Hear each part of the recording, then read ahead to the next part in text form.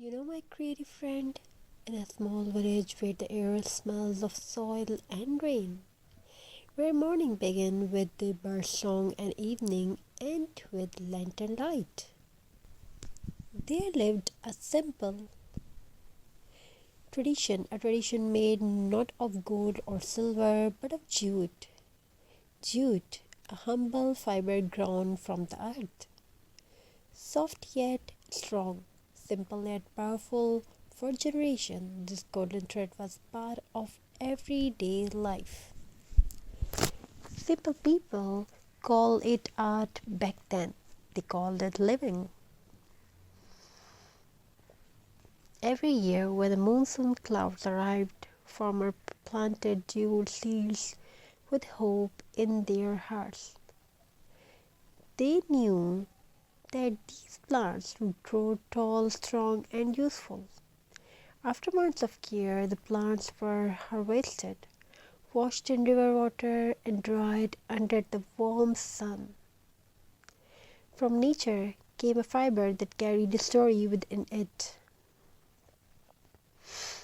In one such village lived a woman named Amina.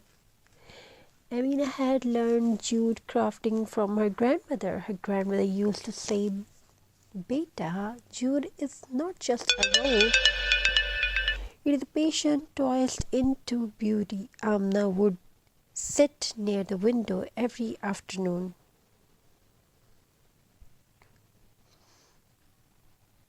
sunlight falling on her hands as she twisted knot and shaped jute fiber into something meaningful. So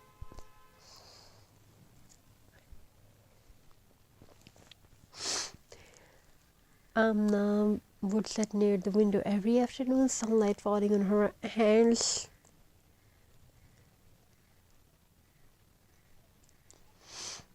As she twisted, knotted, and shaped jute fiber into something meaningful.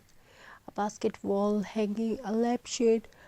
Each piece was simple, but every knot carried love.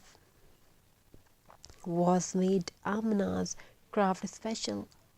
Was not expensive tools but creativity. Old bottles became vases, broken pots became planters, unused fabric became decoration, wrapped in jute. Everything looked warm, earthy, and alive.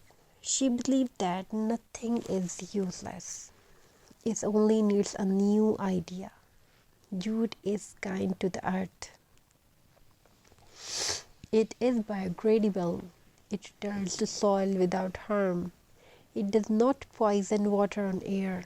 While the world struggles with plastic waste, jute quietly offers a solution.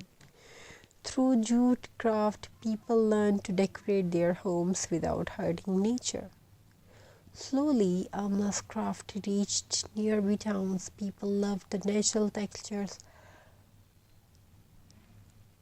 the rustic look, the handmade touch. They say they did not feel like